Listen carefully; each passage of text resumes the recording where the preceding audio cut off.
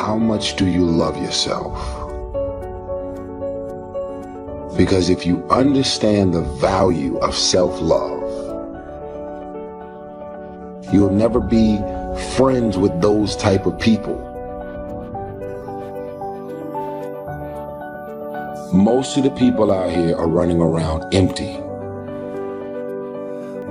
They have no sense of self, no sense of self-love. When I say self-love, it has nothing to do with celebrity, money, materialistic things, and all of the things that your negative mind could probably go to. It has nothing to do with self-love. It has nothing to do with looks, nothing to do with cars and any of the superficial things that one would assume that could make you love yourself even more. It's a matter of knowing your value. It's a matter of you saying, I don't have to be around these people in these type of environments and situations in order for me to finally see the value in myself. I love me independent of you loving me. I believe in me. I know my self-worth. I am here and I have a purpose. There is no value in having wisdom, knowledge, insight, spirituality, love. Every day, I am a work in progress.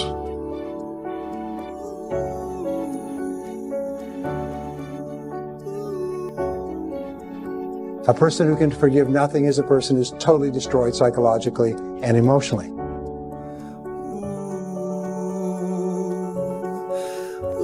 Forgive your parents. Forgive any relationship that you ever had that didn't work out. Forgive everyone else in your life that has ever hurt you in any way. Forgive yourself.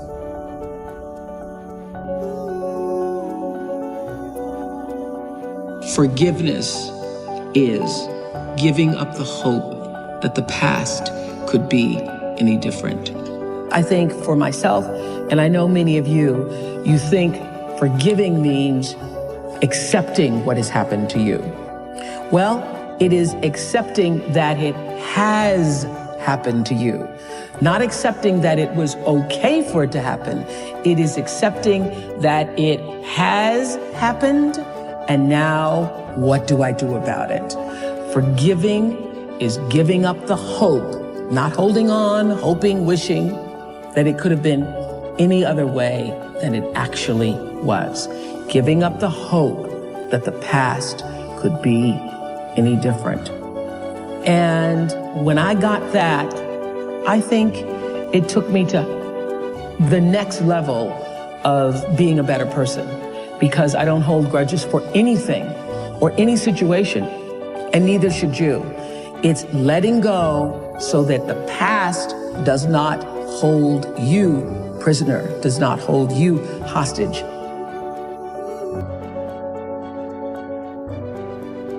See, life is cyclic. You're not, whatever experience you're having right now, it has not come to stay. It has come to pass.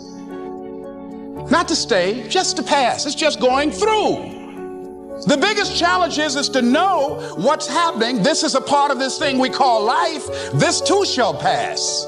And maintaining perspective, putting it in perspective. You have to be willing to break from the past to have the future you so desperately desire. You have to have the courage to allow yourself to honor the past as it was, to forgive those who need to be forgiven, to forgive yourself, and to acknowledge that everything led you to this point now. Everything. Let it go and begin to focus on developing myself. And I say to you, you're going to have people to do things to you. Things are going to happen to you. And the most important thing to do is to harness your will and let it go and move so you can grow, so you can get on with your life.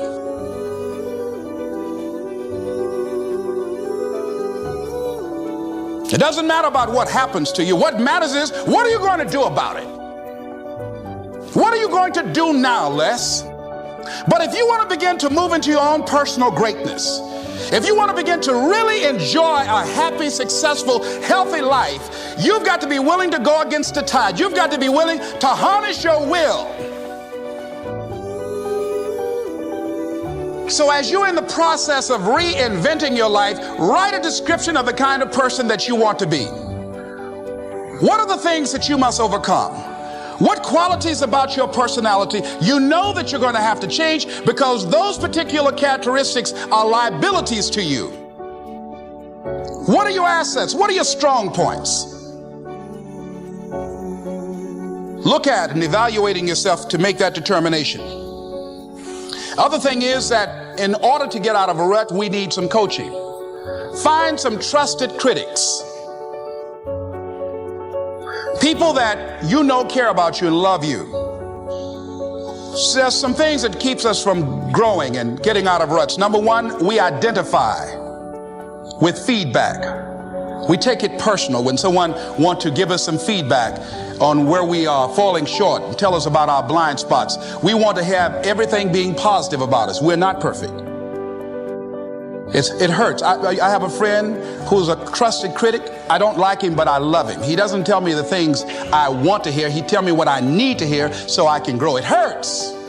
It hurts when he put me on the hot seat. I can't stand it. But that's the only way that I can grow.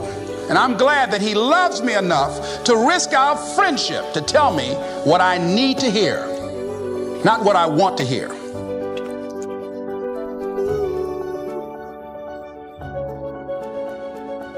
High performers are not dissatisfied strivers. They're not. They're happy. High performers are happier than their peers. We all believe that to get to the top, it's gonna be lonely at the top, and we all believe you have to grind and kill yourself to get there. Yeah. And that's completely wrong, and the data proves it worldwide, which is, I think, just overcoming a lot of people's biases about how you work today, because right now, especially today, like, grind on social media is so popular. Or hustle. Or hustle. And by the way, none of the top 15% of high performers worldwide identify with those words. They literally don't. We asked them, we did a whole keyword analysis. Yep. This was actually pretty cool. And high performers explicitly say, these are the 3 driving feelings. If we said there was a high performance state, it's driven from these 3 things. Number 1, full engagement. Yes. Number 2, joy. Yes. And number 3, confidence. Yes. That's what they relate with, okay? That's where it's coming from. It's a joyous journey, not a dissatisfied one. And I had this conversation in the book because I kind of maybe frame it this way. Each of these chapters opens with a vignette of somebody I worked with or a situation that I was in that demonstrated high performance. In this particular situation, I'm walking on a stage, thousands of people, after a very famous musician was out there and was telling the audience that person's secret to success, remember, thousands of people, yes. Their secret to that person, their whole speech, their secret to success was never settle. Never settle. Nothing is enough. Never settle. And never be satisfied. Never be satisfied. Always demand more. And I'm like, oh, my second slide, which was gonna be on Jumbotrons in like 80-point text, was strive satisfied. And I'm like, oh, I'm gonna have to dispel this for all these thousands of people. I was totally freaked out. Yeah. But what I had to explain to people was not only the data, but it's this. If you're never satisfied, I mean, is it true that life is precious? If it's true that life is precious, and you could be gone tomorrow, do you really want to think, you know what, I just never felt fulfilled? I never allowed myself to have a moment of credit. I never allowed myself to have a moment of peace. I never allowed myself to look at that and say, good job. That's not the way to live life. Right. I think just at a spiritual level, it's a bad move. And this book doesn't really go into a lot of that. It's more about the science and the heart stuff. But I think it's really important that people realize your job is to strive satisfied. And if you strive satisfied more often, you will be more of a high performer. And if you never give yourself credit, you're always beating up on yourself, you're always thinking that's not perfect enough, then what's gonna happen? Dissatisfied people burn out and they quit more often than satisfied strivers. So take joy in the moment, engage with what you're doing, allow credit and satisfaction and joy to come in. You can always be improving. Of course. But be improving joyfully. Yes. And if you're improving joyfully, then you're learning, you feel curious, you feel engaged, the joy is there, you'll get more confident because you're like, I'm gonna learn through this anyway, this is gonna be great. Because you know, this thing is all over social media right now, like, you know, grind, work, whatever. And I'm like, it's popular, and I see why that happens, and I see why it's catchy. It's just not scientifically valid.